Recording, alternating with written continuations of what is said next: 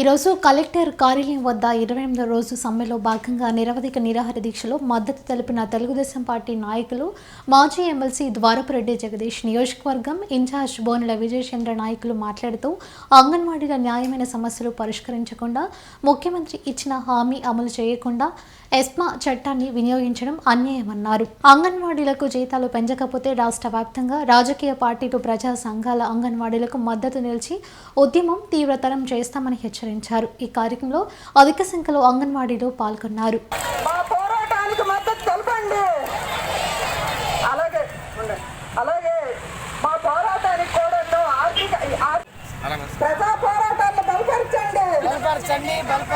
కార్మిక పోరాటాలను బలపరచండి, ప్రజా పోరాటాలను బలపరచండి.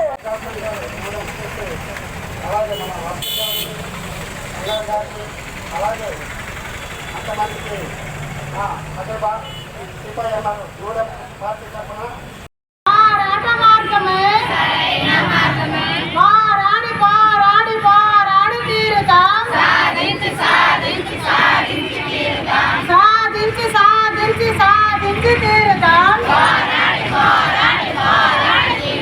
మా సమస్యలు తీరినంత వరకు పోరాడతాం. మా సమస్యలు తీర్చినంత వరకు పోరాడతాం. మా సమస్యలు తీరే వరకు పోరాడతాం. గ్రాడ్యుయేట్ అమలు చేయాలి. పోరాటాలు వడ్డీలని, ప్రజాస్వామిక పోరాటాలు రద్దు చేయాలి. ఎస్మా జీవోని 7 రోజులుగా కూడా వాళ్ళ న్యాయమైన హక్కుల కోసం పోరాటం చేస్తూ ఉన్నారు. ఇది భారతదేశ రాజ్యాంగంలోనే హక్కుల కోసం పోరాటం చేసే అంశాలు ఉన్నాయి. మహాత్మా గాంధీ గారు ప్రపంచం మొత్తానికి గాంధీవాదంగా ప్రజాస్వామ్యంలో ఏదైనా సమస్య ఉంటే దాన్ని చర్చల ద్వారా పరిష్కరించుకోవడానికి, లేకపోతే ఏదైతే ఈవేళ సమ్మె కానీ ఏదైనా కానీ అది మన హక్కు, ఫండమెంటల్ రైట్ అది. అయితే ప్రజల వల్ల ఎన్నుకున్న ప్రభుత్వం ఏ విషయాన్నైనా కూడా చర్చల ద్వారా పరిష్కరించాలి. దాదాపు 28 రోజులుగా చేస్తూ ఉన్నారు. 4-5 సార్లు చర్చలు కూడా వెళ్ళినట్టు ఉన్నారు. ప్రభుత్వం ఉదాసీనత అనొచ్చు, యారగెన్స్ అవ్వచ్చు. ఒక ప్రజల నుంచి ఎన్నుకోబడిన ప్రభుత్వానికి ఎప్పుడు కూడా అహంకారం ఉండకూడదు.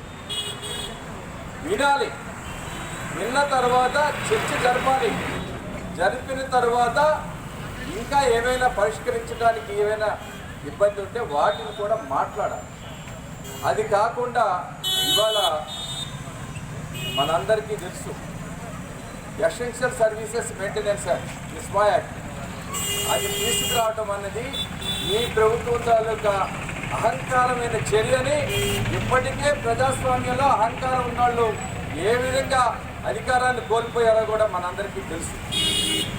నువ్వు శాంతియుతంగా ఈవేళ వాళ్ళ కోరికల కోసం అసలు 28 రోజులు వచ్చటం అనేదే చాలా దారుణం.